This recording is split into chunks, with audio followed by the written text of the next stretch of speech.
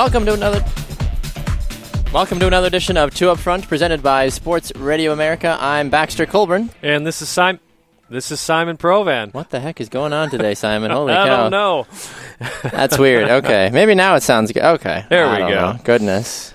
That Technical difficulties to start out the day. You've got a severe lack of sleep. I got a severe lack of sleep. Perfect. What's the worst that could happen? That's the theme of our past couple weeks here. Welcome.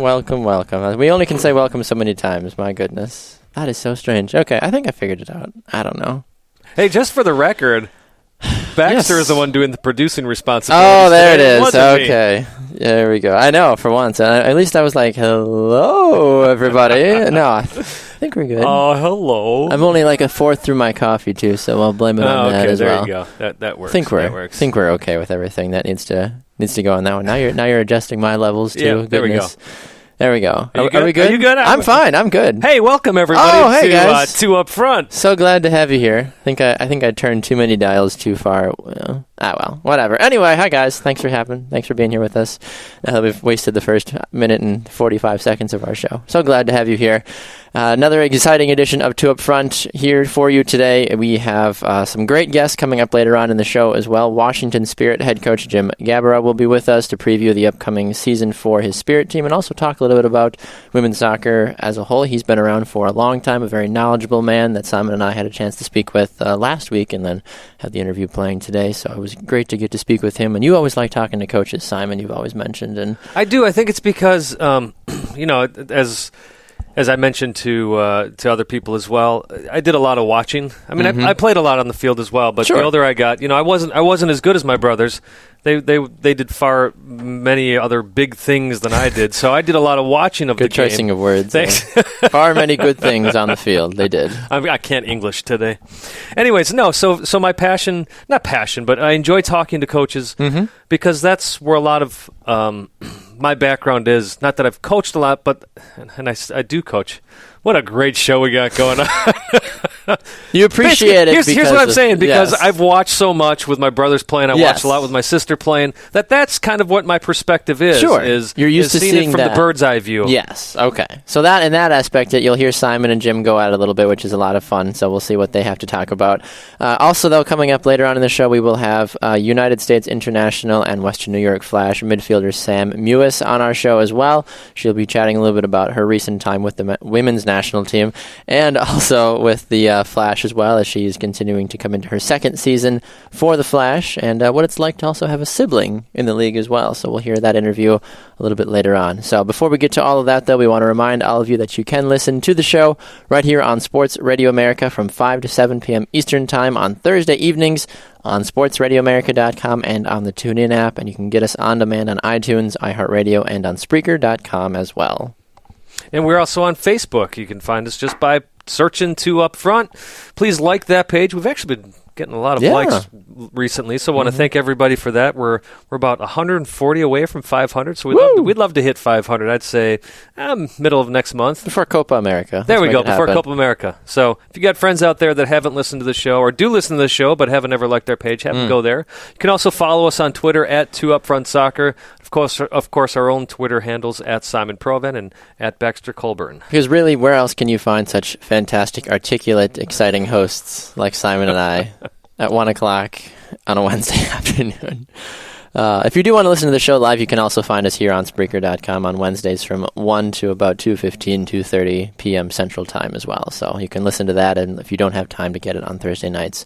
All right, Simon, a very interesting article that I wanted to make mention of is something that ESPN FC has now done for the second year in a row. They pull 100, and I believe it's 23 MLS players secretly. It's anonymously done so that nobody knows who the answers are aside from ESPN, obviously. But they ask them who they think some of the most overrated and underrated players and pricing and stars are in the league, but then they also ask them a bunch of different questions about the salary concerns, promotion, relegation, Premier League chances, a lot of things that us as MLS fans and just American soccer fans hash out in our, at the local pub or on a Friday night with the boys saying, I bet you the Galaxy could beat West Ham United. Well, maybe not this year. Last year, maybe. But things like that. And they've been doing this for the last 2 years, and it's really stirred a little bit of controversy, not necessarily controversy, but interesting talking points. Yeah, it's cool that they do this, and it's cool that players actually participate. I imagine there's a wide range of starters taking place in this, some of the superstars taking place in this, all the way down to probably some of these roster players who really don't see the field much. Because you can sense there's some bitterness in some of these answers. Yes. Rightfully so, especially when you're talking about the pay rate, the salaries. You can see a little bit more. We're excited to speak about that one. Well, and you got a player that's making $60,000 playing alongside David Villa, who's making $8 million a year. That does breed contempt. It does. And that's the hard part about it. And I'm curious because we want to walk through each of the questions and then give both of our answers about it. Sure. We'll tell you what they said. We'll tell you what ours. We'll call it like an elongated 50-50 basically today. Is what we wanted to go for, because 45 seconds, it would be very hard to actually voice our opinions about this. And we're curious to know what you guys think about this too. Remember, if you are listening live, you can let us know what your thoughts are on Twitter as well, as you mentioned, too, Upfront Soccer, at Baxter Colburn, at Simon Provan. If you're actually listening as well on Spreaker, there's actually like a chat comment section as well. You can comment and talk to the show live as well there. I can message you back and forth as well. So if you so choose to go that route. Anyway, so the first question that they asked is the standard of play in MLS getting better or worse? 99% said better. 1% said worse. I really want to know who that one person was that was like, nah, it's not. Well, it would be a couple of people because it was 123 players they polled. True. So maybe 2 or 3, whatever the math is there. You have a favorite quote, though, from this. I do. There is definitely a Bruce Arena disciple amongst the players in MLS. There's not that many left, though. Well, Bruce is still coaching, though, so this may be a Galaxy player that mentioned this. But Bruce Arena has been known for saying that his 1998 DC United team is still the best team that ever played in MLS. And I'll tell you what, I watched that team play. That's the team that won the Intercontinental Cup. They beat Vasco da Gama from South America for that. I don't disagree with that comment at all. That was a fun team to watch. Jaime Moreno, Marco Echeverri, Tony Sano was on the team. Yeah, those are some great guys. Right. I think Jesse Marsh may have been on the team then as well. So it was fun to watch a couple of guys that my brother Steve played with, Sean Medved and another guy. Somebody important, I'm sure. Right. Well, John Harkes was on the team as well. Oh, sure. Anyways, so one of the players said, I'm not sure the 11 starting players in the field are better than some of those DC United teams that were really good early on. I think the younger players are better today, though. And you know what? I wholeheartedly agree with that, especially that point about the younger players. Oh, I would agree. I think we're seeing younger players. Well, and we're seeing somebody like Giovinco, who's in his prime, coming over as well internationally. Granted, there's plenty of guys that live up to the retirement league status that MLS has in some people's eyes, but definitely the younger players are getting much better. And I think that would be a big thing that I would notice too, since I started watching in the early 2000s. Fairly consistently. I mean, I've gotten better over the years too now, especially since we cover the league, but it's interesting to see how originally when MLS games are on, I'd be like, oh, okay, MLS games are on. Well, I guess, sure, I'll watch a little bit, and then usually after 15 or 20 minutes, be like, all right, this is boring, I'm going to turn it off, let's do something else, go outside, play soccer. But now it's like, oh, there's a game on. Okay, I actually want to see what's going on, and it's actually interesting regardless if you have any ties to the league at all, or even ties to those specific teams playing. Like that Vancouver-Montreal game that I watched a couple weeks ago, I have no ties to either of those games, or those teams. Like, sure, do I enjoy Vancouver? Sure, do I enjoy Montreal? Yes, but I'm a New England Revolution fan. I wasn't really cheering for either team, but I found myself roped into that game because of the fast-paced ability of it, because of how I was like, wow, there's actually really, really good soccer being played here, and I want to watch this game. Right. And along with that, you look at the millions of dollars MLS is pouring into its youth academies now. Yeah. It's starting to pay off. It's about time. It's funny, I don't know why this happened for me, but I remember 2006 being an incredibly entertaining year in MLS. And then a few years after that, there was this big dip.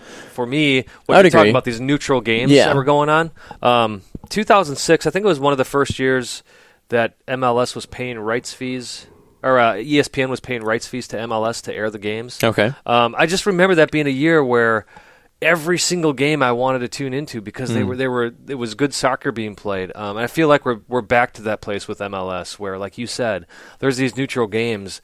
You know, part of the reason I watch more games now is because we do cover the league, but I'm enjoying it. It's not an obligation for me. I was going to say, and that's the difference too. Yeah, I get disappointed if I got to miss a game. Exactly, and I think that was how it was a little bit too. Not to dog on the women's game too for a little bit right away when the NWSL came out, and I was doing some writing and such, and I was like, okay, I'll check out the women's league, and for a little while I was like, it's really not that enjoyable to watch. You know, I mean, and women's. I mean, that was maybe just because of playing men's soccer all my life, and then all of a sudden it's like, I've got to watch women's soccer a little bit, and I'm like, just admit it, Baxter. You're a chauvinist. That's all it comes down to. That's what it comes down to. But I mean, it really has, right. Though. It has changed a lot, though, and I'm like, I will willingly tune in, though, regardless of who any of the teams are, because there's such a smaller amount of teams, but all the teams are good. Yes. In some facet. And it's a lot of fun to watch.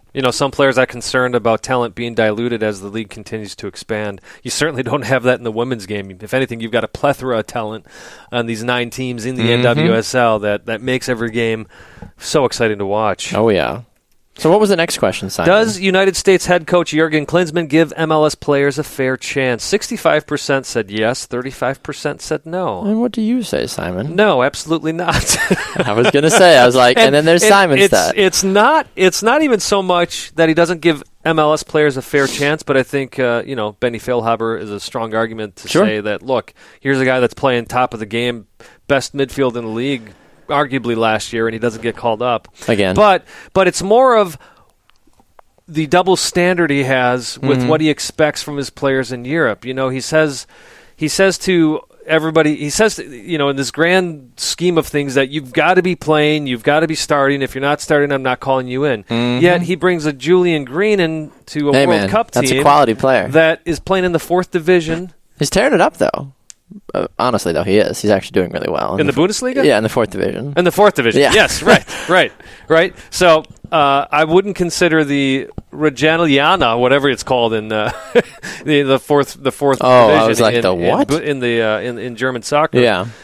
Jermaine Jones.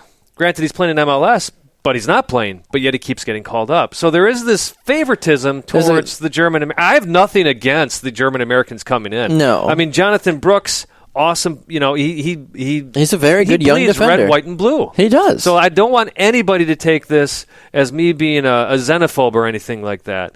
But there is clear favoritism given to the German Americans. They can be playing less and still get called up versus, and even some of these players, look at Jeff Cameron.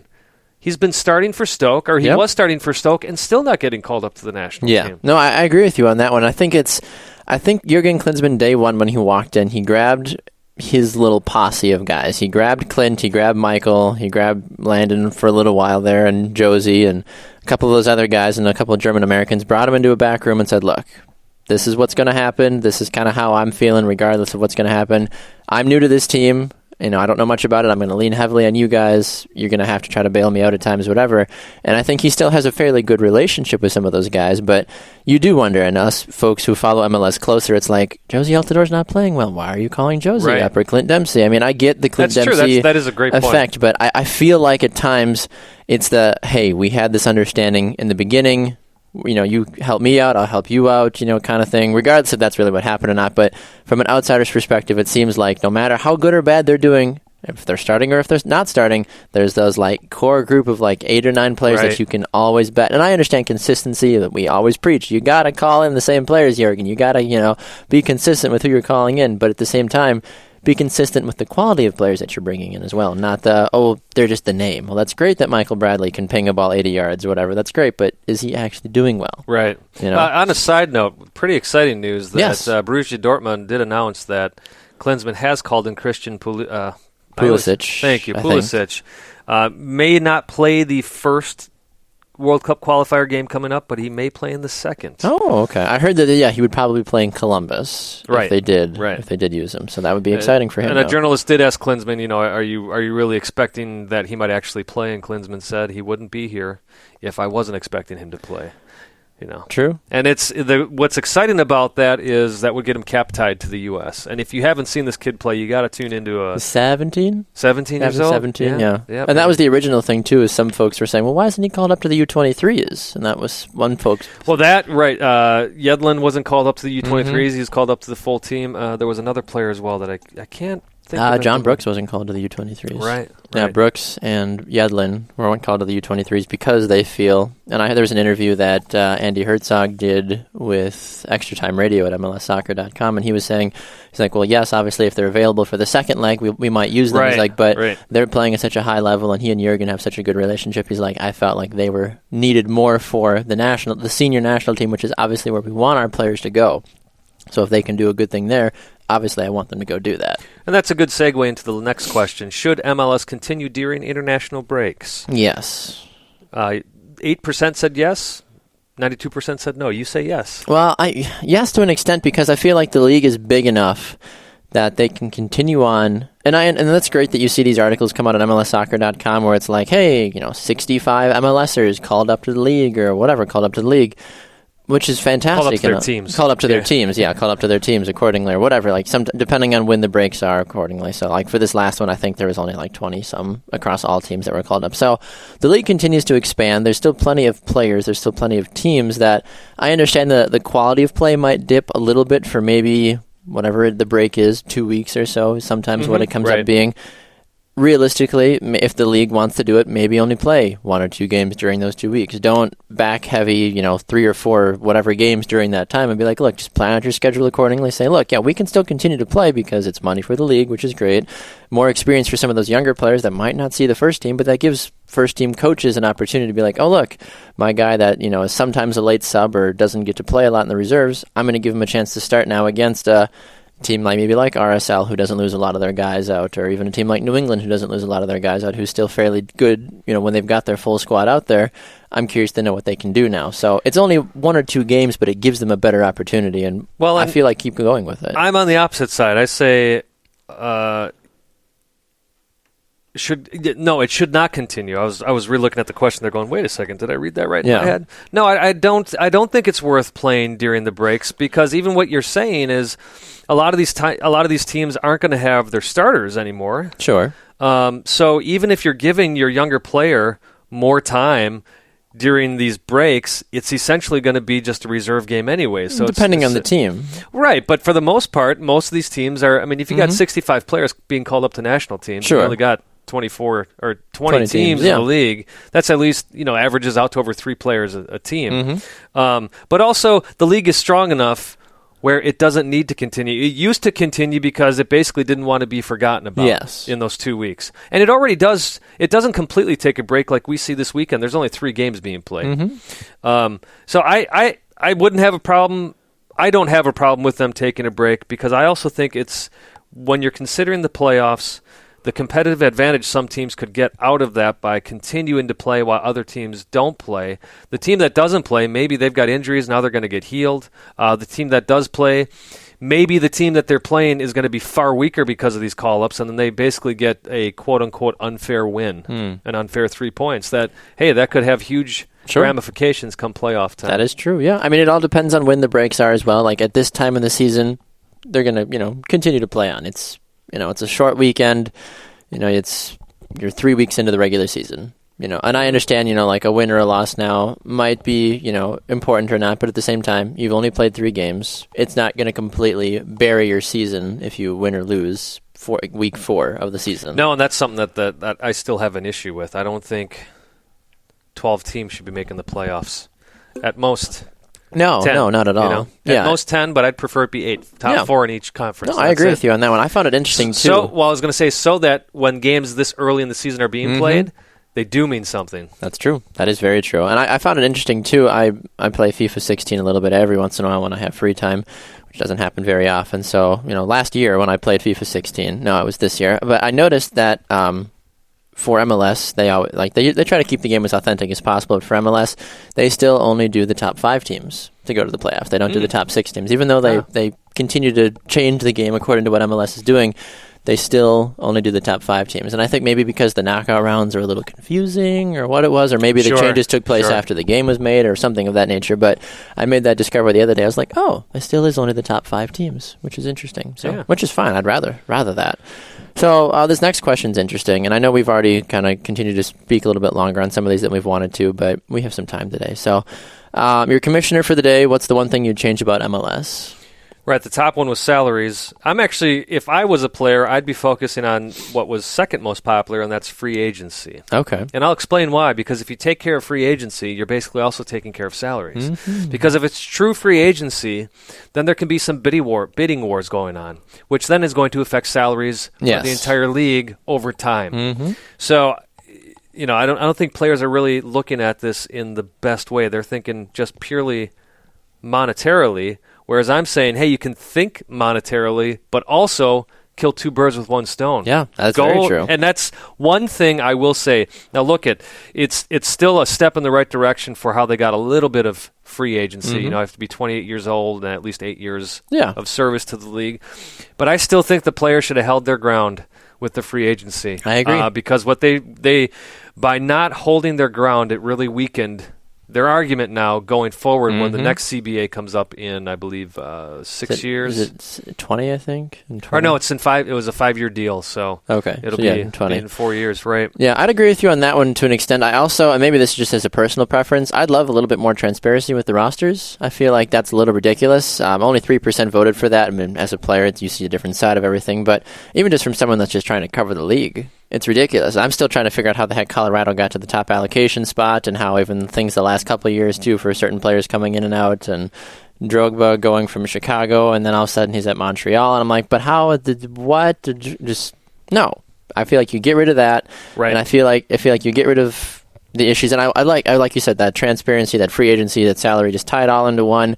And even say what you will about the NFL or the NBA or all those other, whatever things that might be corrupt or too big or whatever, they do it right when it comes to that type of thing. Right. You know exactly what everybody's making. You know that anybody can go and get anybody at any time. Even the European clubs, you don't have to have free agency. It's like, hey, Simon plays for Borussia Dortmund. I want to go sign Simon. Okay, it's the transfer window. Simon, here's $20 million to come play for me. Right. Oh, okay, sure. Simon wants to come play. Fantastic. Signed, done. No allocation order, no none of that. By the way, I would play for $20 million just in case anybody... Oh, good. I felt I didn't want to try to undervalue you, so I'm glad you took $20 million on a 4-year deal. So we'll go for that. But I would much rather at that, and that's the one thing that bothers me about the league, and I've come under heat from that for some folks. They're like, why do you follow MLS, especially in the offseason? They're like, nothing good ever happens because it's always the same, 4 or 5 teams that get the players. And then you always hear about these other teams that, signing these players, signing the third-tier Norwegian league or whatever. It's the same 4 or 5 teams that get the players, and it's the Chicago Fire that always gets screwed over Exactly. somehow. That's the household joke. Chicago Fire always gets screwed. Oh, goodness. Are MLS players currently being paid fairly? I don't think we need to spend much time on this. Not at all. Yeah. 8% said not sure. Yeah. What are you not sure about? How much money are you getting paid that you're not sure if you should feel bad about answering that? That was Steven Gerrard that they asked. Probably. That said not sure. I'm only making $6 million. But, like one of the players says, I think it's just hard to say that it's fair when you can be making $60,000 and a guy in your team is making $8 million. Yeah. You don't see that gap in other leagues. Now, I will say that statement in and of itself is not necessarily the best of statements because if you're worth $60,000 in a young league like this, you may be playing next to somebody like a David Villa or a Giovinco. Yeah. They've earned their time. Making World Cup veterans, all that. At the same time, is Michael Bradley worth $6.5 million a year? Probably not. No. Is Clint Dempsey worth whatever they're paying, $6.7 million or something like that? Yeah. No. But at the same time. So that's the tough thing here is you got guys in this league. Now, listen, I'd love to be playing professional soccer for $60,000. Exactly, yeah. I'd love to just be making $60,000 a year regardless. But what happens if you're starting to say, you know what, we got to pay our players more, these $60,000 players, maybe now in the NASL because they're not worth that money. Well, you see that even in any other sports league too, but I mean, leagues like the NFL, their minimum wage is $500,000. Right.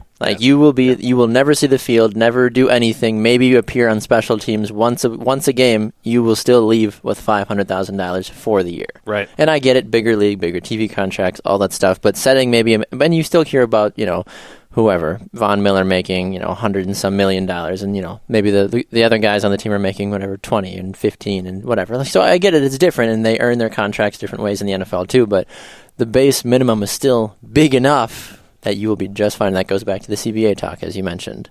Would you leave MLS if you had a chance to play in a European league? Depends for me. Yeah, same here. I'm not going to go play in Norway.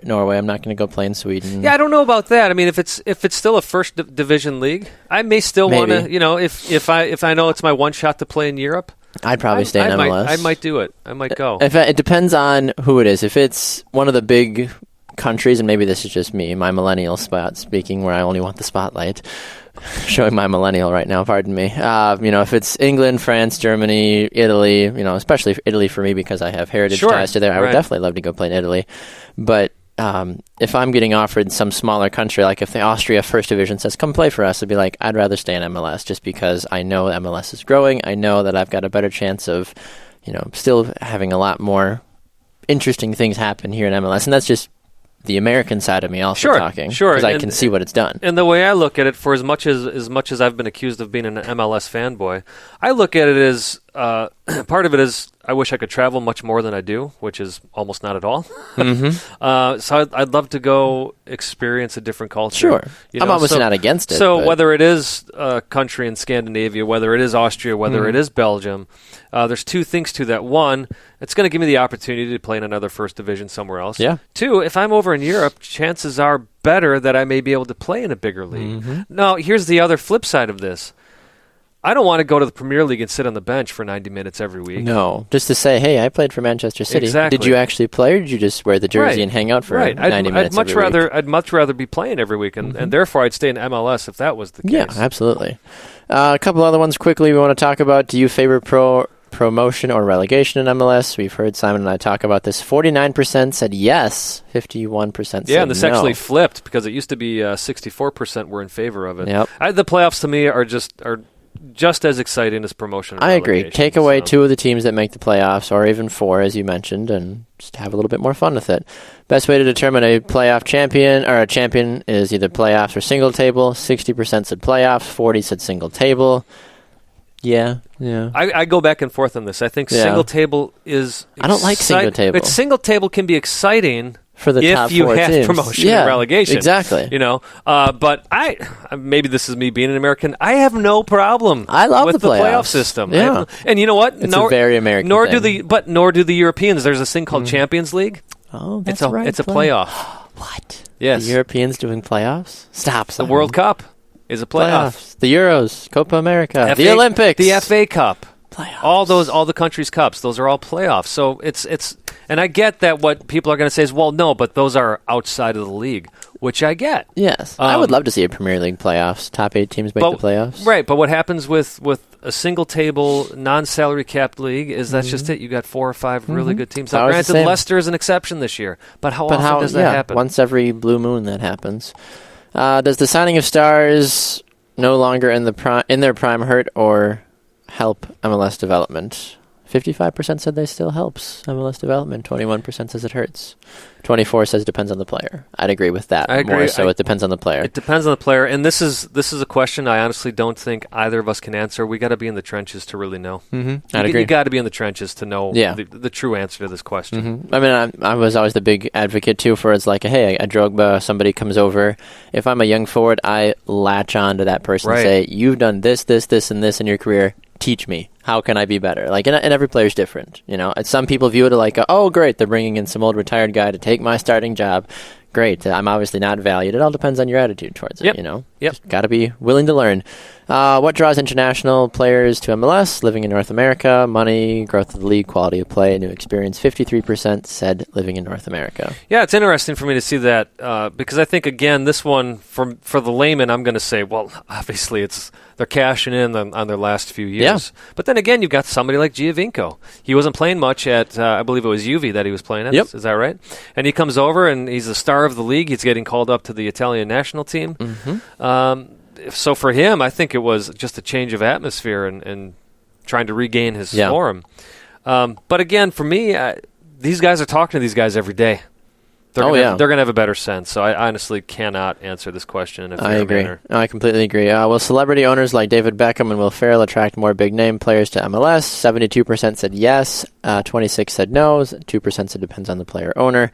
I mean, when it comes to Beckham and Will, more so Beckham than Will Ferrell. Right. Beckham's name carries a lot of weight in Europe regardless, and we've already heard that for his Miami team. They're going to be gunning big and I know it's just the English back papers talking, but we've heard Ronaldo rumors, we've heard Messi rumors, we've heard Zlatan rumors, we've heard all those. But I guarantee you Beckham's got all the numbers for all those guys that he can give them a ring and say, hey, I've got all this money. I have a new franchise. It's Miami. And that's another good point they made. European players love Miami. Right. Well, it's funny because I bet you those guys know more about what's going on with Miami MLS than any of us do. Oh, yeah. I know, exactly. It's like, hey, we should just start asking they probably know what's going on in Miami better than the current MLS players do. Probably, which is the best part about it. Now, you love this next bit real fast. Of course I do. Why is that? Why do you love it? Which MLS stadium has the best, most intimidating atmosphere? Yes, Seattle gets an awesome 40,000 people to their games. It's fantastic, but there is nothing like... And it's smaller. I know Seattle fans like to say it's a high school stadium. It seats 21,000. Portland Timbers at Providence. You're playing in an NFL stadium. Doesn't count. That's right, exactly. Doesn't count. Yeah, Portland gets 42%. Kansas City gets 28%. That would actually surprise me, Kansas City. I mean, those games are fun to watch. The crowd's fun to watch when you're watching a Kansas City game. Yeah. But that one, I still say that one 3% for Red Bulls Arena. That doesn't seem like an intimidating place. Is MLS expansion positive or negative? 80% said positive. Can MLS win the CONCACAF Champions League without spending more money on players? 75% said yes. That surprised me. That did surprise me as well. Well, you know what would help it even more is just trying to find a mutual time to schedule the CONCACAF Champions League quarterfinals. Nice. I agree with you on that one. And then the last question, where would the best MLS team finish in the Premier League?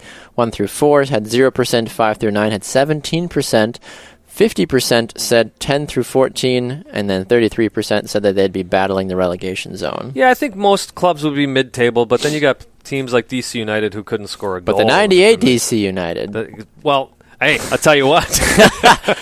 No, but yeah, I think people are ridiculous who say that MLS teams would just get totally wiped out in the Premier League. Agreed. They're better than that. I would say they could be mid-table clubs. I'd agree with you on that one. All right, we're going to run to a break. When we come back, Sam Mewis is here. She's going to chat with us about the upcoming NWSL season and our women's soccer spotlight. You're not going to want to miss the interview. We'll be back with more right after this on 2 Upfront.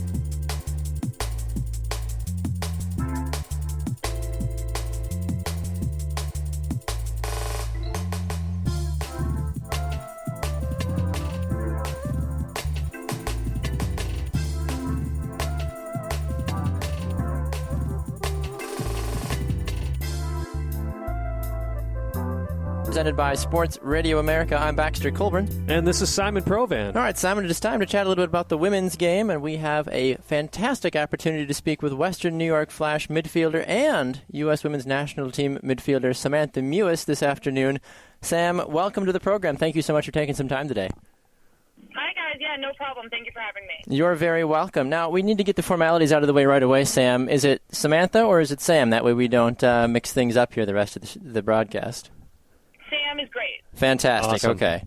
Well, Sam, we are excited to have you here on the broadcast, and we know that the Western New York Flash are a fairly highly acclaimed team in the NWSL, and we're curious to know your thoughts about the upcoming season for the team. Yeah, so I'm super excited. I just got here on Wednesday, and we got right into preseason, and most of the team has been here a couple days longer than me, but we have a new coach, Paul Riley, who came from Portland, and we have a lot of new players who have been on different teams in the league or who are rookies, and I think it's like a complete turnaround from last year. I think there's a lot of new faces and a lot of people who are going to have new ideas and new things to contribute to the team, and I'm just really excited. I think we have a great opportunity in front of us to do something really special this season, and it's great, and I'm really looking forward to it. When you talk about having a guy like Coach Paul Riley on your team now, that's certainly a name that carries some heavy weight in the soccer nation, especially with everything he did with Portland as well. And having him come to the Western New York Flash certainly raises some eyes and some eyebrows saying, oh, well, this should be a pretty good team this year. Yeah, we had a chance to speak with your teammate Adriana Leon last week, actually. And she was very complimentary of the team and how everything is starting to look going forward. Now, with preseason and everything taking place, I've heard that you guys have two-a-days and stuff coming up fairly soon too. So how's your body feeling? You had off season, now you're moving towards that. Is everything seeming like it's moving forward in a proper direction for you?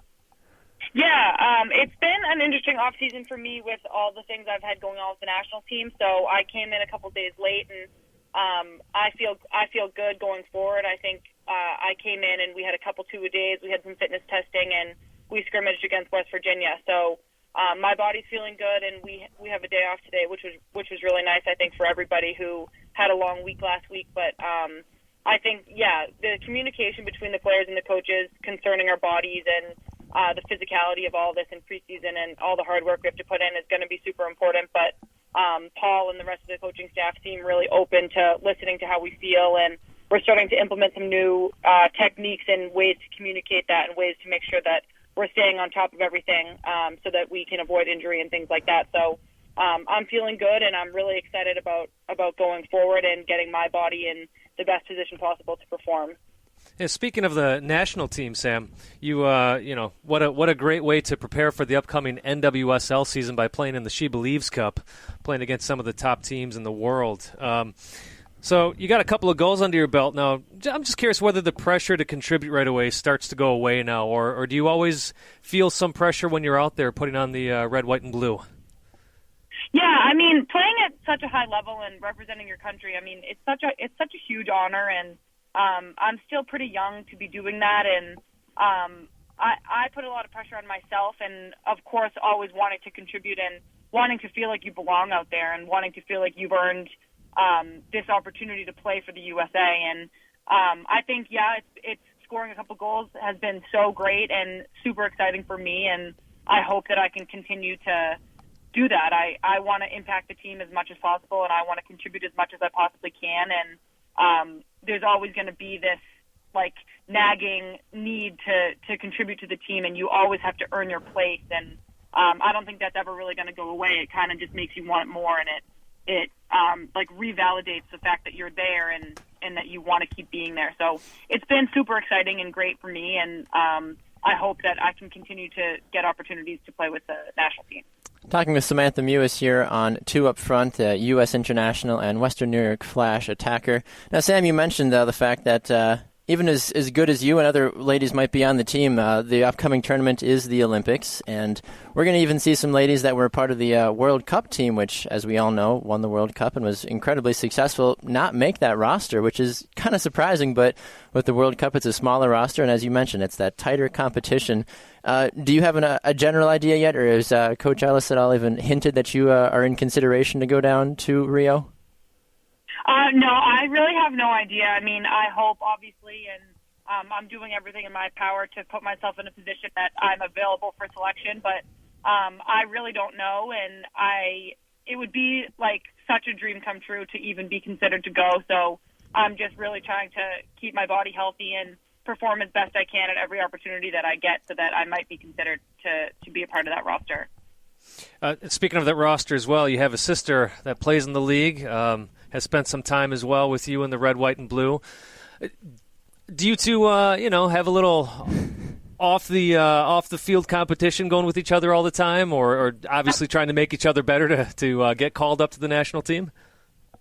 I mean, it's a really unique situation to have two sisters who get to play professional soccer in the same league, and I think I'm Christy's biggest fan, and I think that she's my biggest fan, and it's so cool that, I get to play against her when she plays for the Breakers, and she gets to come here and play against us, and I just think we make each other better all the time. We're very supportive of each other, and I think that growing up, we were pretty competitive. I was always comparing myself to her and always following in her shoes, and I think that that's put us both in a really, really great situation, and I look up to her so much. I aspire to be like her still to this day, and I really think that her influence on me has made a big impact on why I am where I am, and I just think it's great that we're both able to pursue something that we've wanted to do since we were little kids. Yeah, I've got three older brothers who back in the pre-MLS days, even a little bit into it, had all played together on the same professional soccer team back in the A-League days when we used to have that league. So it was fun for me to sit there and watch the three of them play together. So I know how cool that can be, and it's it's great too to have these younger girls who may have sisters as well, as to see them push each other in a healthy way, and that they've got the Mewis sisters to look up to. So that's really great. I think Baxter's got a question for you here. Exactly. Yeah. No, it's definitely cool to see that. I know a lot of folks from where I am down in Florida as well. A lot of sisters that play together and have really helped make each other continue to grow. Now, I'm curious, Sam, since you are an attacking player and you've appeared 8 times for the senior national team, you scored 2 goals in 8 games, which is not a bad ratio to start off your career. That first goal that you scored, though, for the United States, that very first time that you scored for the senior national team, I understand the game was kind of pretty far gone. You won the game 10-0, but it was your first goal. What was that feeling when you capitalized on that chance? Yeah, it was really exciting. Obviously, I think, as you said, like we were already kind of winning 9-0. Yeah, I had actually just missed what some people would call a sitter. I blew one over the top of the goal by 30 yards from pretty much the PK spot. So it was pretty bad. We've all done it. It's okay.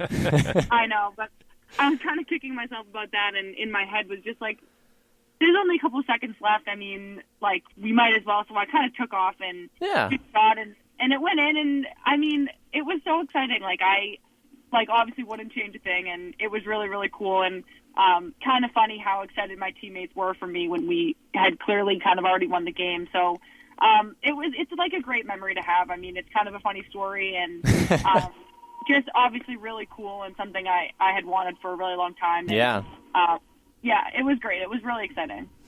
Sam, you've racked up quite a lot of accomplishments, especially, just looking at your bio here in 2014, named all Pac-12 team each year of your college career. You named a finalist for the 2014 Mac Herman Trophy Award, ESPNW's National Player of the Year, All-American, First Team All-Pacific Region. The list just goes on and on and on, and then you're picked number 4 overall in 2015, which I'm sure that's an honor in and of itself. Do you have a favorite moment from your college days or a favorite moment from your first year in the NWSL that you'd like to share with the listeners? So UCLA, I mean, was unbelievable for me. It was just an all-around great fit, and I have some of my favorite memories. I made some lifelong friends there, but my junior year in 2013, we won the national championship, and it's kind of indescribable, but it's just something that so few people get to do, and one of those things I'll never forget, just celebrating with my teammates, and something that we had worked so hard for and been through so much, and just winning that game and knowing that we really deserved that, and that we had done it together was a really special memory for me and something I'll never forget. No, I know. Seeing videos of post after you guys winning, I know Sydney LaRue still holds you a little jealous about that. She's like, of course you guys waited till after I graduated to finally win a national championship. But hey, a national championship is still a national championship, and UCLA, as we know, is one of those top prospect schools that has produced a lot of fantastic professional players. Looking ahead now, Sam, as you mentioned, I mean, you've gotten some time with the national team. You've got the upcoming NWSL season as well. Is there any team that you've got coming up this season, or maybe another player and another team that you're looking to really do battle with at all during your time in the league this upcoming season? I'm really excited to play against everybody. I feel like I have either a friend from school or a friend from the national team or my sister on the Breakers, and one of my best friends also plays on the Breakers, Steph McCaffrey. So I'm really looking forward to playing against Boston. I think we play them in May, I think. But I mean, it's always really exciting to play any team. It's fun to travel to Portland and to play there in that great environment.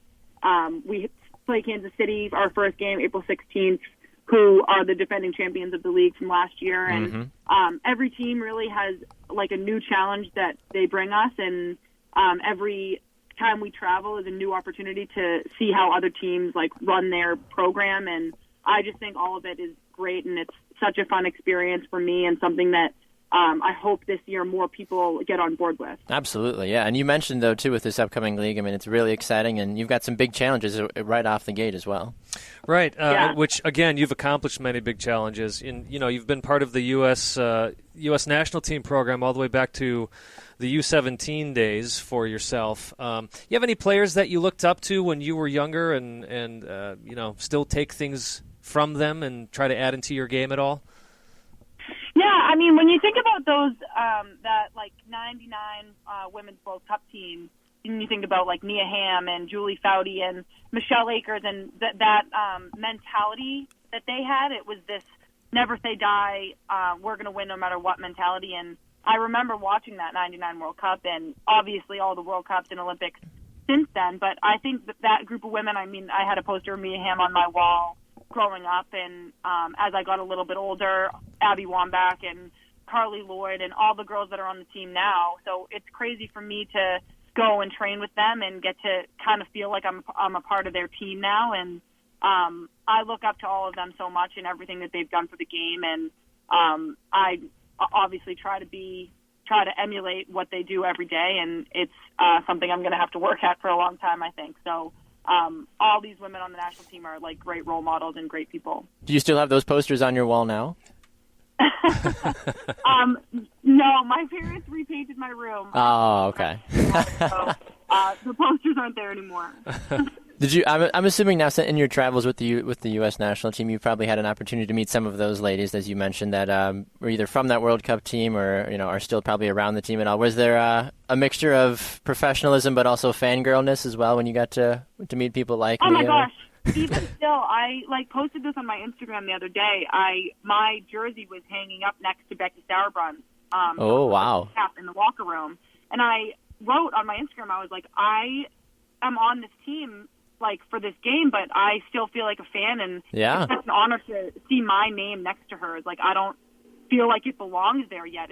She's so such an incredible player in person, and so iconic for our sport and our country that I feel like I need to earn that. And of course, I mean, I've worked really hard for it, and I think that someday I'll really feel like I belong there. But right now, I'm really still just trying to keep up with them in practice, and that's such a challenge, and it's such an honor, and it's really, really cool for me as a player and as a fan. Well, that's obvious, though, too, and I can tell just through our conversation you seem like a very genuine person, and it's obvious that you have a level of drive and desire to be the best that you can, but you also have a nice level of respect as well, and you're like, look, I know you ladies have worked really hard ahead of me, and I'm going to do the best I can to be here, but I also know that I can, maybe go out there and kick some butt, too, if I need to, it's awesome that you have this great fine balance between the two teams. So, all right, Sam, well, we really appreciate you taking some time today out of your busy schedule. It's been an honor and a pleasure to speak with you, so thank you for taking time here on Two Up Front this afternoon. Awesome. Thank you guys so much. You are very welcome. Thank you, Sam. Good luck this season. That is Thank you. Samantha Mewis from the Western New York Flash and U.S. Women's International Team. We are going to take a quick break. When we come back, we've got more exciting action here on Two Up Front. Stay right here and don't go anywhere.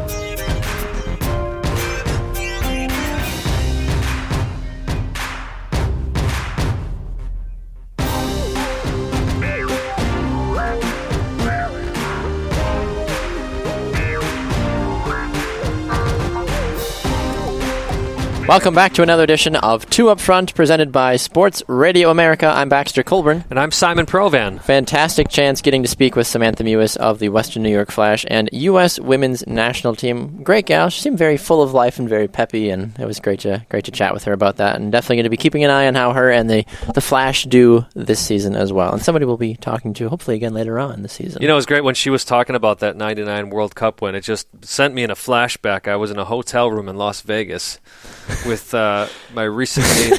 Oh, now I got to remember, was I married at the time or not? I can't remember what year that was. I can't remember. How many stories start with I was in a hotel room right, in yeah, Las exactly. Vegas. That's why I'm trying to clarify this. It was a trip with my parents, all right, folks? Oh, okay. Everything was clean. But no, that's where I watched that final, was in Las Vegas, and it was during a freak firestorm. Oh, my gosh. Rainstorm out there. Listen, we're from Wisconsin. You're not helping yourself, son. We're from Wisconsin. So, of course, we get snowstorms, and it's like, okay. I mean, it was predicted that we were going to get 6 to 10 inches of snow today. It's not going to happen. It's raining. But it's supposed to turn to snow. But anyways, here was the funny thing is, right, it's during a rainstorm in Las Vegas, and there was 1 or 2 times where they cut into the game because there is going to be 2 to 3 inches of rain today in Las Vegas.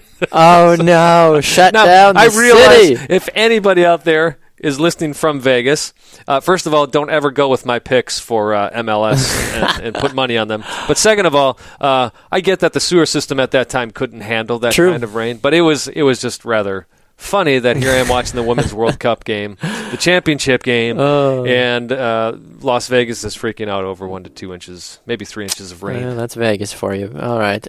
So speaking of freaking out, some World Cup qualifiers and some World Cup and Olympic qualifiers are taking place this weekend. You've got the U23 men's U.S. national team players going at it against the Colombian U23s for the Olympic qualifiers. They're in a 2-game playoff, and then you've got the men's senior national team taking on Guatemala in the first of 2 legs down in Guatemala, and you also have our brothers to the north and friends to the south. Will be nice to them. Canada taking on Mexico as well, which is an interesting game. And I'd be curious, just as a super side note, to just know the history between Canada and Mexico, because the U.S. is kind of that big brother that hangs out in the middle. Of everybody. Yeah. And I'd just be curious to be like, when Canada and Mexico play each other, I know it's not the same as USA and Mexico, but they still share a continent. They still have to go through each other almost every year for qualifying. I'd just be curious to know what a Canadian or a Mexican player's thoughts would be like. You're playing this team. How do you feel about it? Yeah, well, you know what? If we had the ability for people to call into the show, that would be an interesting call-in segment. Or, I mean, for social media, too. They can also do it that way. Go. Interesting. Anyway. So, what are your thoughts about these upcoming games that we've got this weekend, especially for the U.S., Simon? Well, for Guatemala, let me start there. This is an enormous couple of games for their World Cup hopes. Yes. They've never been to the World Cup. They came close to the intercontinental playoff. Is that right? Intercontinental playoff. Sure. Spot in 2006. You know, it's a little difficult for Guatemala when you hear that they're still calling up somebody like Carlos Ruiz as one of their best players. But now, one of the players that they do have is Marco Papa. He is still a fantastic player. He had a great game for Colorado this past week. He's had 2 good games the last couple of weeks. He has. These games are important for the U.S. in that if they can win both of these, which I don't know if they're going to win down in Guatemala, but I'm pretty confident they'll win in Columbus. But if they win both these games, they're pretty much on their way to the Hex, the final 6. So, which would be huge because then they've got Copa Centroamerica coming up. Yes, that they can focus on. Copa America, yes. Right. Well, it'll be an interesting tournament to see how they do for that. I have a hard time anytime the United States goes to a small country to play any sort of meaningful game, and I know they've done well at times down in those small, whatever. Basically looks like my old high school field from where they play at times. But I have a hard time getting behind them going to Guatemala personally and down to Colombia as well. When you say a hard time getting behind them, what do you mean by that? Like going with the fact that I think they're going to win. Oh, right. Well, and that's the thing that people outside of CONCACAF don't get that. These are difficult places to win in because of the conditions. It has nothing to do with the quality of play. It really doesn't. Right. The U.S. is far superior to Guatemala. Now, that said, the USA are unbeaten in 21 matches against Guatemala, which is their longest current unbeaten streak against any So they're due for a loss.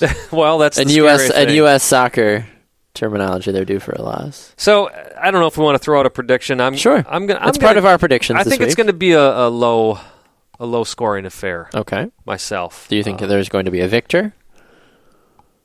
Or do you think it's going to be a draw? I'm going to go USA. Okay. 2-1. Interesting. Okay.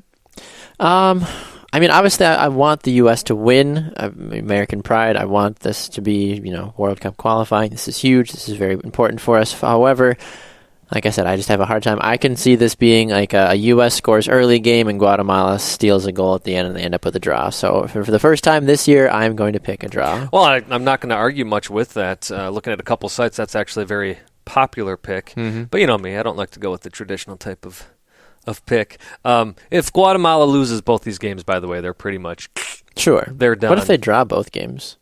What happens?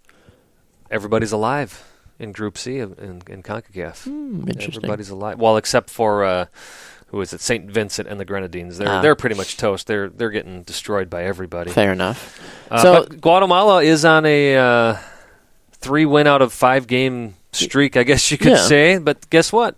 So is the U.S. Exactly. I'm always curious to see what happens with stuff like this. I'm sorry, you keep trying to jump, but I was going to ask you if you have any thoughts on players called up, or. Well, realistically, I feel like it's good that we've got a good mixture of younger and older guys. I'm curious to see what guys like we mentioned earlier, DeAndre Yedlin and John Brooks, can do playing down in these harsher conditions. That's great that you can get experience in the World Cup against guys like Germany and all those other places, which is fantastic. But there's a different type of experience playing in these. Not necessarily bottom feeders, but this, like, as we mentioned, like my high school field conditions out in Guatemala for a World Cup qualifier game. It does something to a person, I feel like. And you can talk to any, I'm sure, of those old U.S. veterans that have gone through the system and say, hey, tell us about the time you had to go to TNT or to Guatemala or wherever, these small countries to play meaningful World Cup qualifier games. They'll say it's probably one of the weirdest, worst conditions they've ever had to play in, and it does something. It messes with you a little bit as a player, too. So I'm curious to see how the new, younger guys, so that's great that we're calling up these new guys to the team, but what are they going to actually do in these conditions? Yeah, I'm excited to see David Bingham as part of the team. He's been well-deserved. I'm glad to see you've been preaching him for a long time. Right. Surprise pick, Edgar Castillo is back in the picture after 2 years of being left out of the fray. Not sure I understand why, but he's been playing well with Liga MX from all that I've heard. I think that was the reason why he got called. Yeah, he's been playing very well for Monterrey and Liga MX, 11 games there. Curious, though, I don't get Wondolowski, I don't get Beckerman. Neither of them deserve that. And Beckerman's coming off a red card, too, for RSL after a foolish, because he's older, lunge. Got beat on a play, lunged at a player, got a straight red. With no argument. No. Give him credit for that. I'm excited to see Bobby Wood. I hope he gets plenty of time. This is the type of game that he could thrive in. He could. And he could I've always liked be the Bobby guy that Wood. Scores. He likes to sneak in those goals that you wouldn't expect to be scored. I've always enjoyed Bobby Wood, and I feel like he could really do something special in this game. Although, like I mentioned, I feel like the U.S., I could see Dempsey or a meaningful person getting free early in the game, scoring a goal or two, and then Guatemala finding a way to scrape a way back into it. Now, obviously, if the U.S. is, anytime it's for the U.S. or anytime it's for the Revolution, I love being proved wrong with my predictions. So I could say, hey, I think the Revs are going to lose, or I think the U.S. is going to lose.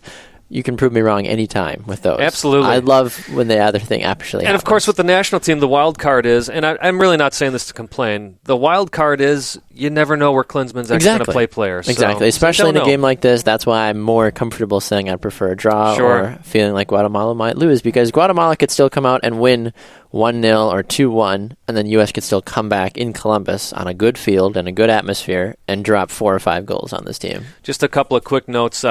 Tony Tachani of the Crew was not called up. Oh, yeah. It's just Chani, by the way. Thank you. It's like Tachani. Who's that? Thank you. Brad Evans is injured. Jermaine Jones, because he's serving that suspension for his antics in MLS last year, the suspension actually carries over to the U.S. national team as well. What about Kyle Beckerman, though? He's on a red card. Does that not matter? No, because that's a league. See if you can follow me here. That was league specific. Sure. When you go after a referee or something like that, a governing body. No matter where he would play in the world. Oh, that's right. I did. Okay. Right. Okay. Fair enough. Because that suspension came down from U.S. Soccer because it was a referee that he attacked. That's right. Okay. Well, speaking of the U.S., I'm curious about the U23s as well. They play Colombia at Colombia, and then they come back as well. Tough series. Colombia's, yeah. I don't know. I have a hard time getting behind this one as well. What will be fun, seeing Jordan Morris. Yeah, but the biggest argument though that I've heard about the U.S. at the 23s is they don't have a single goal scorer on the team. Jordan Morris has looked skittish in MLS so far. Kyrie Shelton has 1 goal in his entire MLS career. And then the other 2 guys they've got called in, who I can't remember at the other time, are barely seeing playing time or any scoring minutes at all. Maybe this is a case, and I never agree with this tactic, but maybe they're going down there just to try to keep it as low scoring as possible. They're not looking. They're not very looking midfielder to win. heavy, right? Especially when you look at a player for Colombia like Juan Fernando Quintero. Plays in Europe, plays fantastic in Europe. He's their playmaker, so that's who the ball is going to be going through for Colombia. that's the guy that the U.S. has to watch in this not World Cup, but Olympic qualifying game. Yeah. I'd agree with you. So this game's in Colombia, Simon. What do you think about it? Because I know we don't have a ton of time here. What do you think? I'm going with Colombia 2-0. I was going to say I've got to go with Colombia as well. I mean, I would love, obviously, for a U.S. even a goal, but I have a hard time really feeling like this is going to be anything of any sorts. I don't know. I feel like Colombia's going to take a victory in this one. Even back in the States, I don't know what the U.S. is going to do, really. I think back in the States, depends on who gets called back in. Well, and that's the thing is, if they slide Jonathan Brooks and DeAndre Yedlin over to the U23s for their home leg, I think they have a good chance of actually making the Olympics. I'll say it. Sure. No, I'd agree with you on that one, if they bring those guys in, though. If they bring them in, yes. Okay. Real fast before we go to a break, Canada, Mexico. What do you think? Mexico. Mexico? Yes. Yeah, I agree with you on that one. Canada with Kyle Larin, that's his name, not Kyle Shelton. Kyle Larin, I feel like, is going to do. Yeah, look. I could see it being like a 0-0 or a 1-1 draw because it is in Canada. Yes, but Canada's not a scary place to play. It's not a scary place to play. No offense, like to the Azteca. The Azteca is probably one of the most fierce places to play in all of soccer. Oh, right. And let's be honest, the U.S. is not a place to fear right now when you go there and play either. Where in the U.S., though? Is there any stadium in the United States? It used to be Columbus. That's true. Especially in the colder temperatures. Yeah. Fair enough. All right, well, we're going to chat with Jim Gabarra for the Washington Spirit when we come back to chat with him about the upcoming NWSL season.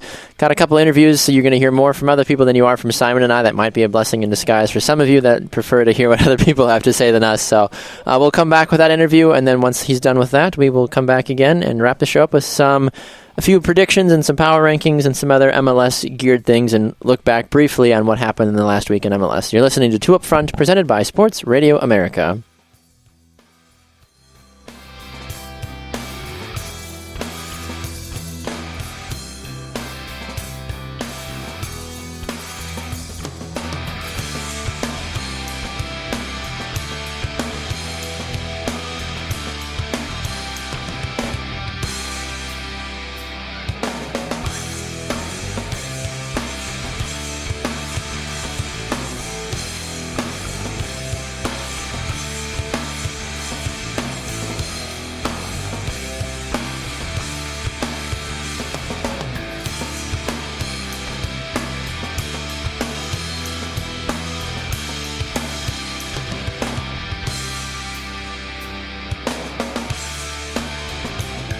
Welcome back to another edition of Two Up Front, presented by Sports Radio America. I'm Baxter Colburn. And this is Simon Provan. All right, Simon. Last week we had an opportunity to speak with Canadian international and NWSL player Adriana Leon of the New York Western Flash. And it was fantastic during our Women's Soccer Spotlight. And now, this week, we get a fantastic opportunity to speak with Washington Spirit's head coach, Jim Gabarra. Jim, welcome to the program, sir. Thanks for taking some time.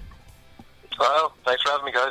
Absolutely. So, Jim, the upcoming season just around the corner. Preseason is in full swing. How's the team looking so far? Team's looking good. A lot of energy. First week of preseason is always very difficult, especially difficult for me because it's a new roster for me. We've got some good draft picks and we've got some good invited players in, and the first week is really evaluation, and then see where we are, and then we'll have our Canadian players come in, and our national team players come in as well. So U.S. players. So it's the first week is really evaluation, and then we'll have 2 weeks of really kind of settling in a rhythm. But I've been very happy. The staff's been very happy with the effort the players put in, and we've got a lot accomplished so far in just a couple of days. Well, that's fantastic to hear. It's especially good with preseason. It's always that first week or two, as you mentioned, is that true defining point. It's like, all right, how much did my players actually work out in the off season? Did they follow the programs we sent them, the nutrition, all of that? So, at least from what it sounds like, they've been doing their job, which is fantastic to hear. I'm curious in this aspect because your team, as you mentioned, a lot of fantastic and talented young ladies on your team. You mentioned some international players. One of the people I'm really curious to know about, at least from a coach's perspective, is what it's like to have an up-and-comer in the U.S. women's national team like Crystal Dunn on your roster. It's great. I've been fortunate to manage some of the best players in the world from all different countries, and I'm really looking forward to working with Crystal. It's only been a couple of days, but the value she brings to our club, I think, was on display last year as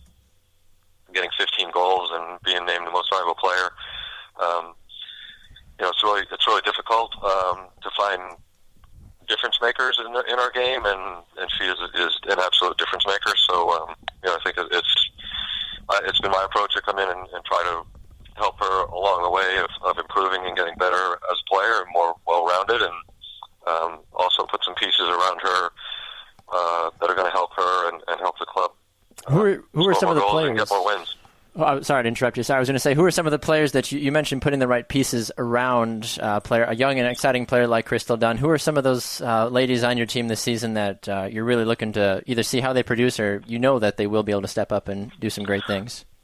Well, from a deeper, like a 6 or an 8 role, we've got Christine Nairn, who's, can spray a ball all over the park.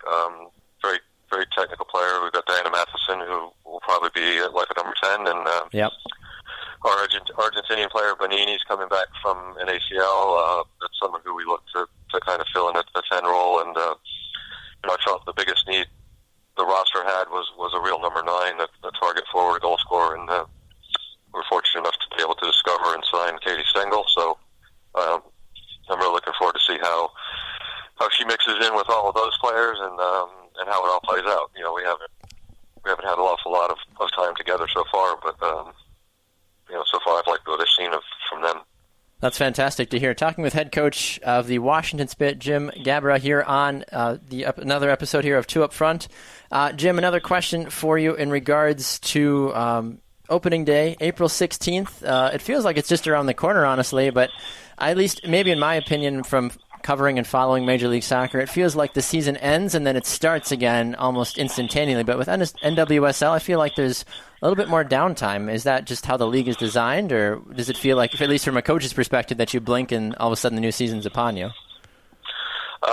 No, the off-season is very long. There's certainly a lot of work to do and planning and making adjustments to your roster. If anything, the preseason is too short. In our case, we've got 4 weeks, first week's evaluation, and then we've got games every weekend in preseason.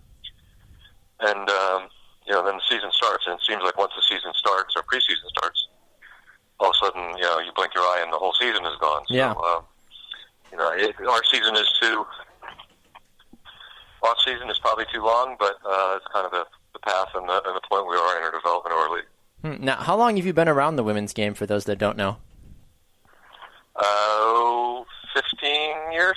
Wow, okay. Fantastic. Have you always been either a head coach in the league? I know the league's only a couple years old, but have you always filled the head coach role, or have you assisted at different levels or position coach for our listeners that don't know? No, I've been a head coach. I was the first head coach with the Washington Freedom in WSA, and I'm actually the only coach that's coached every year in women's professional soccer, and then the years in between WSA and WPS, we kept the club alive and played in the W League and ran some youth stuff in anticipation of another league coming along. So the last 5 years, I was with Sky Blue in New Jersey. So it was when this job opened up, it was a great opportunity for me to come kind of full circle and come home and pick up where I left off. And 10 years ago, starting something and have the fortunate opportunity of working in a league that's in a great place and growing, and I think just like the game itself is moving in a great direction and getting to the point where we all want it to be. Jim, speaking of the game and the direction that it's in, I'm looking back on your career here, and you actually have a connection to where Baxter and I are located. You had spent a season or two with the indoor team, the Milwaukee Wave. If you don't know, we're based in Milwaukee, Wisconsin. I saw Appleton on the phone, so I knew it was. Yeah, that's my number. Yep. So you had a pretty long career in the indoor game as well, and one of the things we like to ask our guests about is just how you've seen the game grown from, the early '80s where indoor soccer was king and kind of basically kept the game alive professionally in this country to where it is today. Yeah, I couldn't be happier where the game is. On the men's side, I would have never, in my wildest dreams, think that you would be having, playing in front of stadiums of 30,000 season ticket holders like a Seattle, and the atmosphere where you've got, it's a European atmosphere with an NFL type of crowd, numbers wise. So it's is very rewarding and gratifying for me to see the game get to that point. I think the game in overall has grown so much, and the women's game is kind of 10, 12 years behind where the men's game is. It's, I think the path is going to be very similar, but the story that I could tell is going into a sports bar last summer to watch a Women's World Cup game, and having everybody engaged, the average sports fan watching a Women's World Cup game or a women's soccer game and really being into it. That's another thing that you can dream about, and you think that's where the sport rightfully deserves to be as a passionate fan of the game.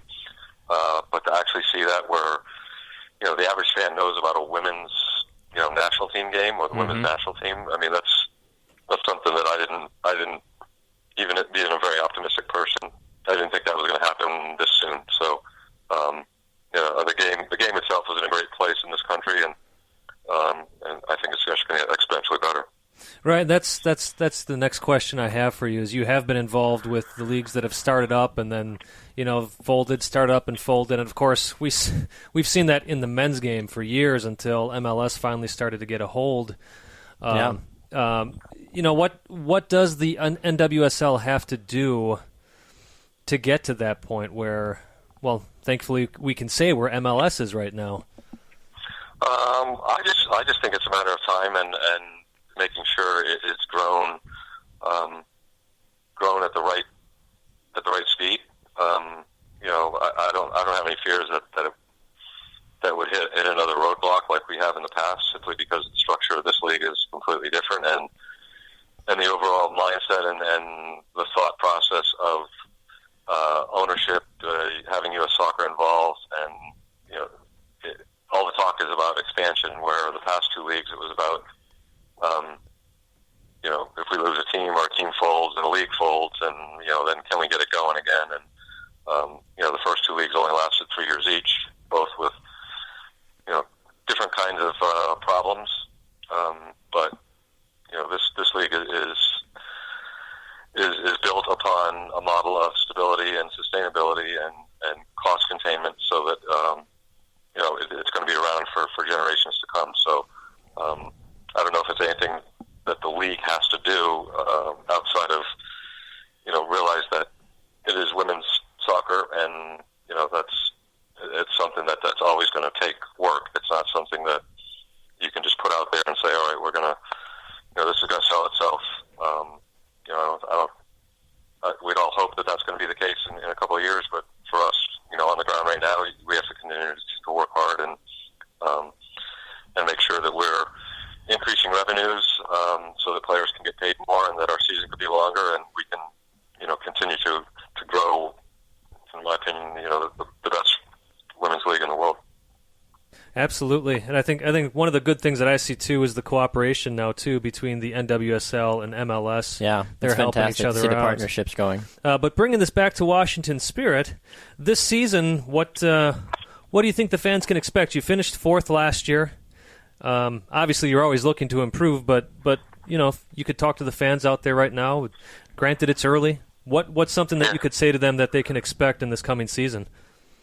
Well, I mean, it's always going to be, teams that I manage, it's going to be a hard-working fight to the finish, and, very organized and a possession type of style of play. So, obviously you want to win every game. You want to finish, you want to win the Supporter Shield, and then you get in the playoffs, and you got to win. You got to be playing the best that you can be. In our case, in the end of September and October. So, I think the roster and the club was in a really good spot, and it's not like I need to come in here and reinvent things. I just got to come in and try to help it along the way and get it through the next step. They've run it to Seattle the last 2 years, and it might be easy to say, hey, we got to find a way to beat Seattle, but that's pretty much what. There's 9 other people trying to do that. So exactly. I think it's not so much that there has to be drastic change. It just has to be, continued improvement, and I hope to help out there. Can you enlighten us a little bit more, Coach, about the draft class that you have this year? I know you mentioned you've got some really good ladies through the draft this year, and we hear about sports like the NBA and with the NFL and all those other major sports that they build through the draft. And with women's soccer still coming around, as you've mentioned, and as we've mentioned here as well, how much of a value is getting players through the draft? Does it play as big a role in the women's league as it does in any other league, really?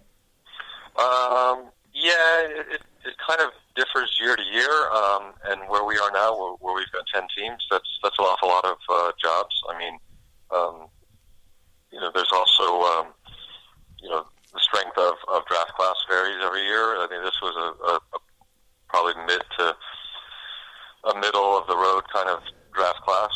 We have we ended up picking Shayna Williams from Florida State, very athletic forward, and then we took in the second round Kelly Farquharson from Arizona State, who was more of a another attacking player, but someone who I think maybe kind of was a little bit under the radar, playing out in the Pac-10 and had a little bit of injury problems, but someone who's got an awful lot of upside, very athletic, and also a very good player. And then our third pick, we took Allie Murphy, defensive midfielder or central midfielder from Texas Tech, and when we took a goalkeeper, Madeline Schiffel from University of San Francisco, and then our last pick, we picked since we have a long tradition of having reserve teams and youth club teams under our brand, or playing as our brand. We took Kara Wilson. She's a local kid who played for our reserve team the last couple of years over the summers from Duke. So coming off a national championship, so it was a very good draft class for us. I came in and we only had 2 picks. I made a trade to get 2 more picks, so we had 4 picks, and it was felt like we needed a little bit more attacking options and a little bit more pace and athleticism up front.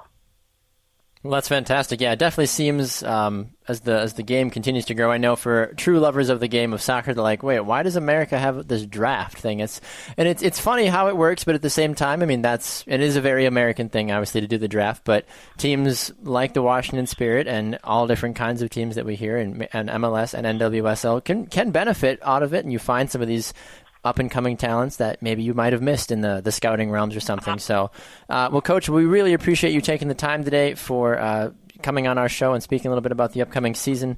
And we hope that we can spend a little bit more time with you in the upcoming weeks as well, and maybe check in maybe mid-season as well and see where your ladies are at that point. All right. Thanks for having me on, guys. Yeah, good luck with the season. Very good. All right, we are going to run to a break. When we come back, we've got much more in store for you here on 2 Up Front. Don't go anywhere. You're listening to 2 Up Front, presented by Sports Radio America.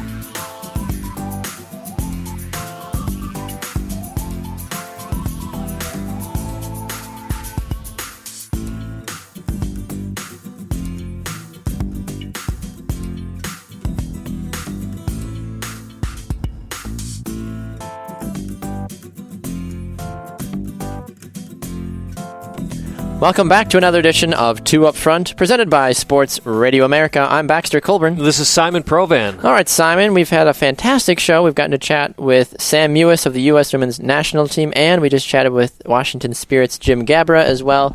2 exciting people, 2 great interviews as well. Sam, obviously more of that player perspective, Jim, that coaching perspective, and it was great to hear what they had to say about the upcoming seasons, because those are 2 teams that are going to see each other a fair amount this season as well. Yes, they will.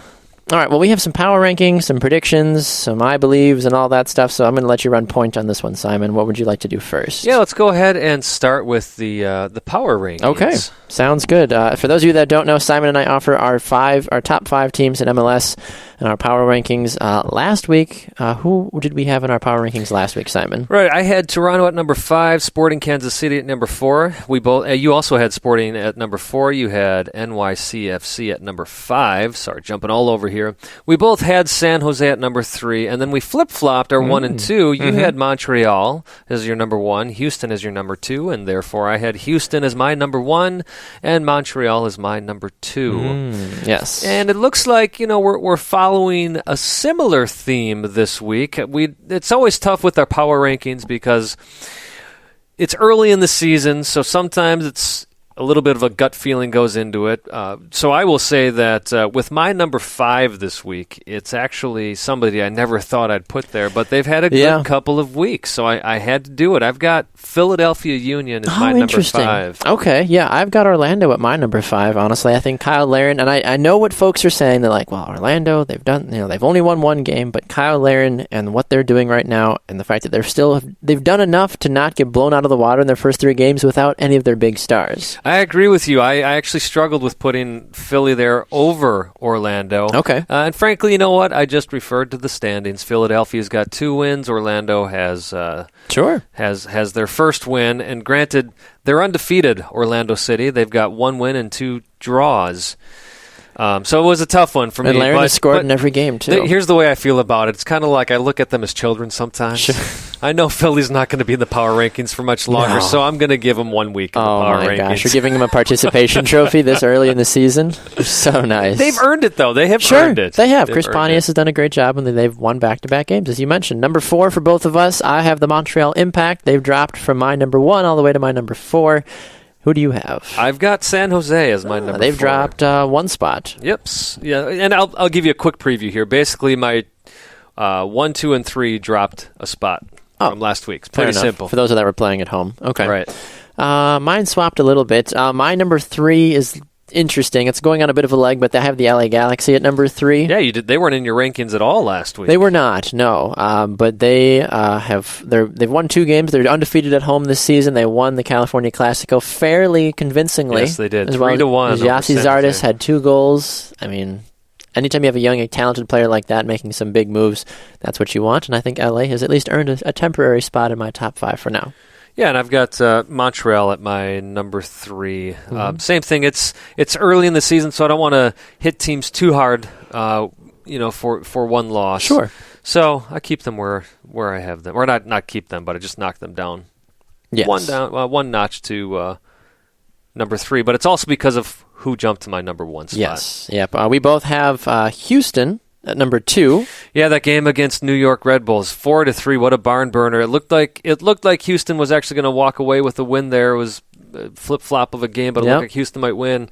And New York finally decided, you know what, we need to win this season, and they did. Really, really intense game. 4-3 was the final score there. So I believe Houston still is a good team to be looking at. I mean, those 2 goals that Felipe scored, I mean, no keeper really could have saved either of those. So you have to take that into consideration as well when it comes to power rankings. And we both share our number 1 teams this week, Simon. We do. And number 4 for me last week jumped all the way to number 1, Sporting Kansas City. They're looking good. Say what you will about the Brad Davis goal that controversially gave them the win. It was a good no call from what we've heard by the referee, and Brad Davis's little semi-skirmish foul in the box there. But hey, who said it was a good no call? I've seen some analysts say it was a good no call. Man, he stepped on the guy's foot, and the guy falls down. Yeah, but it's a foul. It happens, and it's a foul. Listen, I hate to say this because I've always liked Brad Davis. I lost a little bit of respect for him this week. Interesting. I know it's the ref now will decide whether a ball goes out of needs to be played out, or he blows the whistle to stop the play if a player's injured.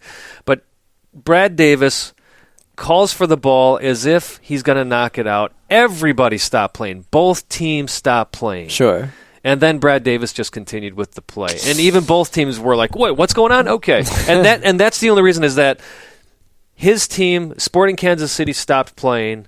My goodness, who did they play? Was it Toronto? Yeah, it was Toronto. Obviously, everybody in Toronto stopped playing. So it looked like there was a sportsmanship agreement of, okay, we're going to knock it out. Yeah. And then Brad Davis just takes the ball down the field. I had no problem with Michael Bradley getting as upset as he did at that moment. Why not? Exactly. So, yeah, those are our top fives for you on our power rankings. Let us know your thoughts on social media. You can tell us on Facebook. Shoot us a message right on our Facebook wall, 2 Up Front on Facebook, at 2 Up Front on Twitter, 2 Up Front Soccer on Twitter, at Baxter Colburn, at Simon Provan. Predictions now for this upcoming week. Small games that we've got going on. Only 3 MLS games this weekend.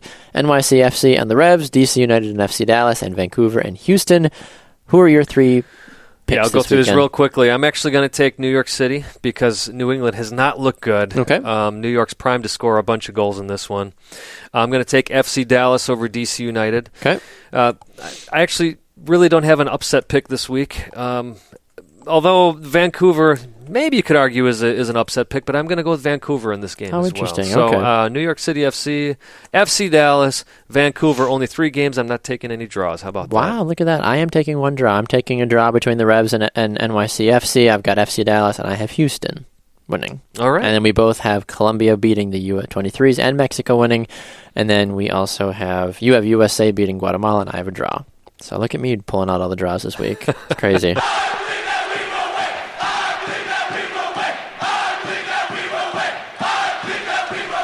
All right, very quickly, our I Believe segment this week, where Simon and I both throw out an I Believe that we think will happen in the soccer world. Simon? I kind of already mentioned it. I believe the U.S. is going to walk away with 2 wins over these next 2 games over Guatemala. Interesting. All right, I believe that Christian Pulisic will make a debut in Columbus, and he'll score a goal. Ooh, scoring a goal is the big one. I like that prediction. I do too. It's just a U.S. thing to do. We saw it with Jordan Morris. We've seen it with so many others. Why can't it be Christian? And will he finally be cap-tied as well? That's right. That's right. All right. Well, thank you so much for tuning in to another edition of 2 Up Front, presented by Sports Radio America. Special thanks to Western New York Flash and Women's International Sam Mewis for joining us on the broadcast today, and for Washington Spirit head coach Jim Gabarra as well. Next week during our Women's Soccer Spotlight, it will be Ellie Brush of the Houston Dash and Australian national team joining us. Great personality. She is so fun. We love chatting with her. You're going to not want to miss that interview next weekend. We've got more exciting interviews as well coming up for you on the program, so stay tuned. You can find us on our social media pages, Simon, which are where? Facebook, 2 Up Front. Twitter, we are at 2 Up Front Soccer. Of course, we have our own Twitter feeds, at Baxter Colburn, at Simon Provan. And you can check out our website, 2upfrontsoccer.wix.com/2upfrontsoccer to find out all the upcoming information about different broadcasts and interviews and everything that we're doing. So check out our website there. For all of us here at 2 Up Front, thank you so much for tuning in. We will see you all again next week. And with our manager being the one above, we are 2 Up Front.